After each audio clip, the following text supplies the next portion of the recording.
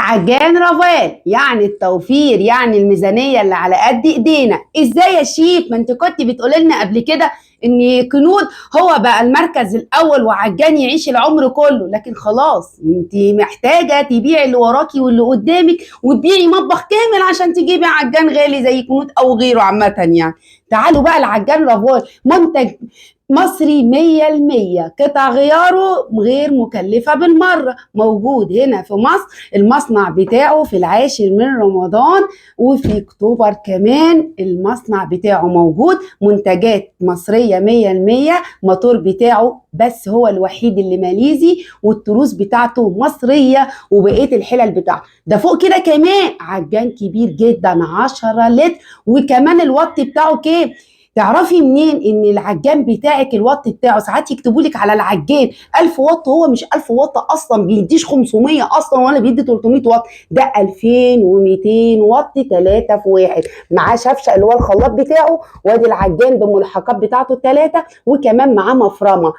تعالوا بقى نتفرج على بقية أجزاء العجان بتاعنا، وبطريقة سهلة جدا وبسيطة. كمان هنعمل مع بعض المعجنات والمخبوزات والبسكوتات، وهنفرم ونعمل البسكويت في المفرمة بتاعته كمان. يلا بينا على العجان التوفير بتاعنا وميزانيته على قد ايدينا. اتفرجوا على الفيديو للآخر وانا اقول لكم العجان 3 في 1 ده سعره بقى كام دلوقتي. حاجة كده عظمة من الآخر. يلا بينا نبدأ الفيديو بتاعنا ونسمي بالله، وما تنسيش تحط يلا نسمي بالله بقى، وتعالوا نشوف بقية الأجزاء بتاعتنا بتاعت العجان. تعالوا هنا هنسمي بالله ونقول بسم الله الرحمن الرحيم. ادي العجان بتاعنا، تعالوا نجربه مع بعض. الحلة بتاعتنا ساعة لترية، بصوا. ومن هنا كمان شايفين استانلس 10 على 18، بصوا سامعين؟ جربيها بالمغناطيس كمان وانت تعرفي اذا كانت الحله دي طبيعيه ولا لا. خلاف اي عجان تاني بتيجي تشيلي دي ما كانش ليها يد بتبقى فيه صعوبه ان انت تشيلي، لا هي حلوه جدا، وكمان ولا تقيله ولا خفيفه، يعني وزنها معقول عشان خاطر تقدري تتعاملي معاها. معظم العجانات الحته دي هنا فاضيه، لا هنا بصوا عندي هنا مليانه ازاي، بيركب بكل سهوله، وادي التروس بتاعته والعواميد بتاعته بالشكل ده، حاجه كده فخمه فخمه فخمه. انا عمري ما كنت اتخيل ان مصر تصنع منتج بالروعه دي وعلى قد ايدينا. ما تنسيش تتابعي الفيديو للاخر عشان اقول لك ده سعره كام، واقول لك على رقم التليفون كمان. دوت المضرب السلك بتاعنا بيستخدم في البيض والكيك وانواع البسكوتات الخفيفه، اللي هي عباره عن سوائل ولبن وكده وبيض، ماشي. ده بيستخدم، بص بكل سهوله اهو، بنرفع بصوا بزقه لفوق والف، بصوا اهو بزق لفوق والف عليا كده شمال واروح مطلعه بكل سهوله. تعالوا بقى المضرب التاني اللي هو الكف ده بقى، ده بقى اسمه الكف. ده بقى اي سكر مع زبده او مع سمنه او مع زيت بيبقى وظيفه الاستاذ بتاعنا دوت، وندخله بنفس الطريقه دي كده. بصوا اهو هندخله، هجيبه شمال واروح لفه على يمين بالشكل ده، سهل جدا. وتقدري كمان لما تيجي تعملي الكيك بتضربي البيض مع بياض البيض لغايه ما يبقى مارنج معاكي، وبعد كده عايزه تحطي الدقيق بقى من غير ما توسخي ايديك ولا تعملي مضرب يدوي، لا تقدري تضربيه في ده كمان، سهل جدا. وتقدري كمان الفطاير الخفيفه كمان منه. تعالوا بقى للكوماندا الكبير بتاعنا دوت، ايه هو ده؟ الخطاف او الحلزوني زي ما انتم ما بتقولوا، بيركب اهو. بصوا بندخله بنفس الطريقه وندخل بالشكل ده. بصوا بقى كلهم دخلوا لفوا شمال، ده الوحيد اللي لف يمين، عشان تبقي ايه تابعي كل الطرق بتاعته اللي موجوده بالظبط على الكتالوج بتاعه، علشان خاطر ما تخسريش العجان بتاعك. تمام تمام، انا حذرت اهو. ده بقى بنعمل منه بقى البيتزا والمخبوزات والفينو والكايزر والفطير المشلتت بتاع الشيف سلوى. يلا هنعمل شغل عالي ان شاء الله بيه. تعالوا بقى للكوماندا الجامد بتاعنا ده اللي هو ده. بصوا بندوس على الزرار ده كده وننزل، والزرار ده كمان يطلع. بصي نصيحة مني بلاش وهو كده تروحي انت فاتحه تسيبيه يرجع لورا للاخر، لا خلي ايديكي معاه، واما تيجي تقفليه بلاش ينزل كده، لا نزلي ايديكي كمان معاه. ليه؟ عشان تحافظي عليه. تعالوا بقى للكوماندا اللي انا بقول عليه، ايه هو؟ الغطا بتاعنا ده غطا ضمانه 10 سنين ضد عيوب الصناعه. هم هيدوا ضمان 10 سنين ليه؟ لو هو ما كانش حاجه محترمه وجوده ممتازه. من الاخر يعني انا هشكر لكم في حاجه غير لما اكون انا جربتها والجوده بتاعتها تربك. تعالوا بقى، ده بقى حلو، تقدري انت تحطي منه بصوا اهو، بصوا بيجي هنا تقدروا اهو الفتحه بتاعته تيجي شمال وتيجي يمين، في كاوتشه من جوه محافظه عليه. اوريه لكم كمان اهو، نسمي بالله اهو الكاوتشه بتاعتنا اهو. تعالوا شيل بس الاجزاء دي كده عشان ما ايه نوقعش حاجه اهو. زي ما انتم شايفين ادي الثلاث كاوتشات دول علشان خاطر يدخل ما يجرحش في العجان بتاعنا. طيب هو العجان دوت تيجي انت بقى تحطي من هنا اي سوائل هتضيفيها من هنا، بحيث ان هو ما يبوظش الرخامه بتاعتك ويبهدل لك المطبخ ويبقى ايه الشكل بتاعه ما يبقاش ايه ادامي شويه. ويعني احنا بنجيب عجان يريحنا ولا بنجيب عجان نمسح ونروق ورا منه؟ يعني مش معقوله، يعني مش هينفع كده يعني. وبكل سهوله في اقل من ثانيه انا بركب الجهاز بتاعنا زي ما انتم شايفين كده، وبننزل تاني وبتدور. طيب هو في ايه؟ في 6 سرعات مكتوب عليه هنا. بالنسبه للشفشه من سرعه اهو. تعالوا بصوا بالنسبه هقول لكم اول حاجه بالنسبه للحلزوني دوت من سرعه كام؟ من سرعه 3 إلى 5. وبالنسبه للكف بتاعنا اللي هو للكيكات والزبده من سرعه 1 من سرعه 3 إلى اخر حاجه اللي هي 6 سرعات التانيين. طيب تعالوا كمان هنحط بالنسبه للمضرب ده بقى من اول سرعه 1 إلى سرعه 6 اعلى حاجه فيه يعني. بس تعالوا بقى كده، تعالوا بقى نشوف المفرمه بتاعتنا الجامده جدا دي. المفرمه دي تقدري تعملها مفرمه لحمه، تمام، مفرمه لحمه خشن او ده. بصوا تعالوا بقى شوفوا هنا، يا رب يكون واضح كده في التصوير اهو، دوت الخشن وده المتوسط وده الناعم. بصوا 3 وشوش بالشكل ده. تعالوا نفكها بكل سهوله خالص اهو.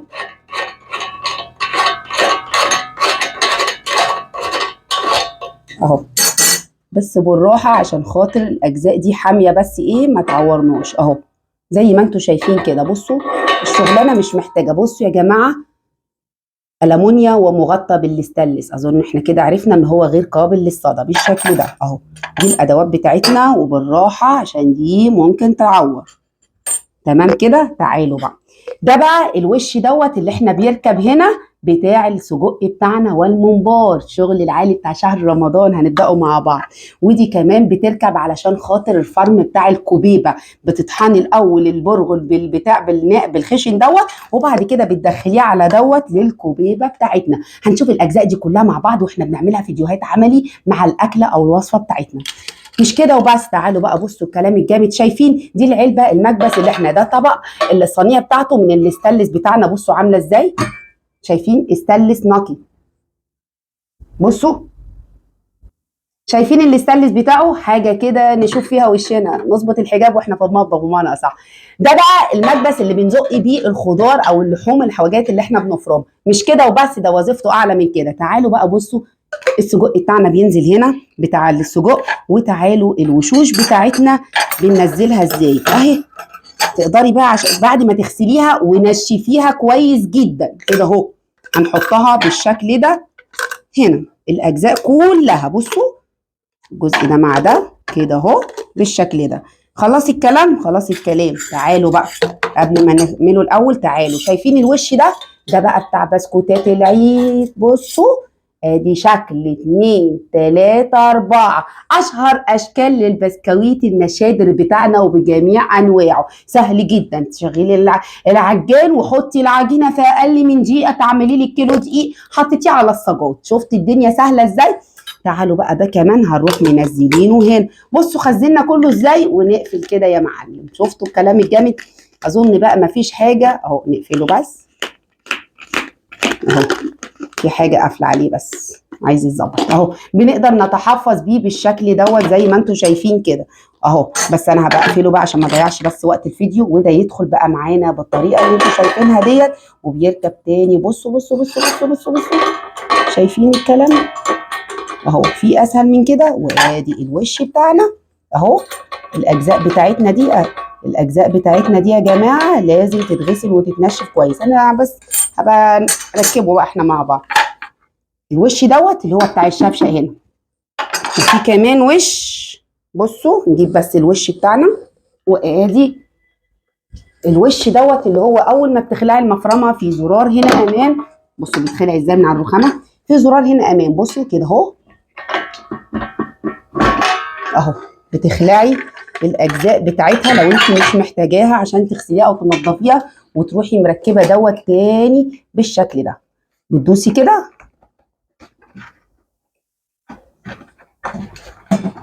اهو ركب خلاص. تعالوا بقى للكوماندا بتاعنا اللي ايه، بصوا سهوله في التركيب، بصوا ما بينكسرش. كاميرا بس لو جايبه انا ممكن اخبطه هنا كمان زي ما انتم شايفين، بصوا اهو ما بيتكسرش. جبته قدام الشاشه اهو كمان معانا، وكمان في جزء جامد جدا دوت عشان تقدري تحطي الزيت بتاعه من هنا ما تكوني بتنزلي. دي كمان مش كده وبس، لا تعالوا بقى، في هنا كاوتشه جامده جدا عشان تمنع اي سوائل تنزل من الشفشه الى العجان بتاعنا وتبوظه. بيركب ازاي يا شيف سلوى؟ سهل جدا اهو، بتركبيه وتروحي جايباه شمال كده. دوت بيخفق التلج، بيخلي التلج، يا سلام بقى.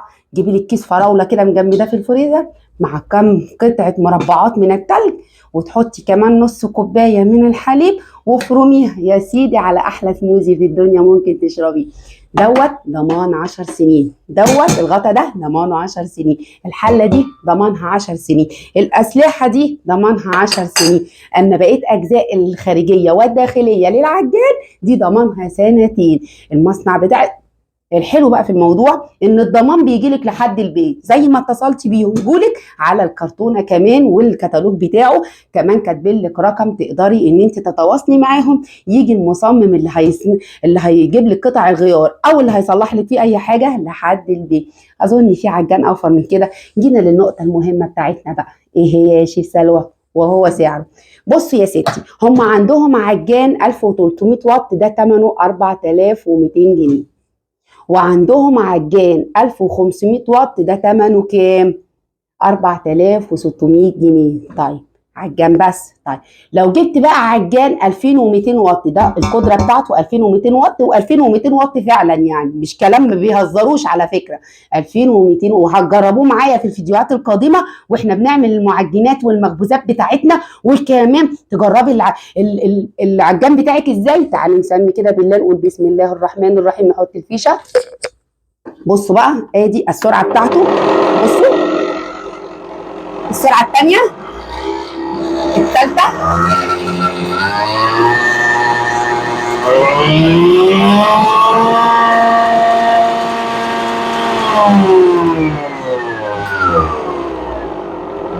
اظن بان في المايك هو صوته ايه. وفي بقى سرعه النبضات، بصوا ما رضيتش اسجل صوت، قلت اطلعه لكم بالجوده بتاعته زي ما انتم شايفين كده. تخيلوا السرعه ديت بقى في التلج ولا في فرم اللحوم، في فرم اللحوم، معلش بس الدنيا مدربكه، ولا في فرم اللحوم بتاعتنا. الموضوع سهل جدا خالص. ايه يا جماعه في ايه؟ هو في ايه؟ اللهم صل على النبي، عفريت جه في المطبخ. زي ما انتم شايفين كده الشغل الجامد بتاعنا عالي جدا. تعالوا كمان نشوف المضرب بتاعنا هو بيضرب جامد ازاي. بصوا تعالوا بقى، بصوا مش هيضرب. عارفين ليه؟ اقول لكم ليه؟ عشان انتي فصلتي الامان. شفتي اشتغل ازاي؟ مجرد ما بتفتحيه دوت بقى حافظ لينا امان للاطفال. لو جه ابنك من وراكي لفيتي وشك كده ولا حاجه وفتح العجان بتاعك، هو مش هيشتغل. دي بقى حاجه حلوه ولا لا؟ عارفين ايه عيب العجان ده بقى من خلال تجربتي؟ عشان انا ما بعملش ان انا عليه اي اعلان.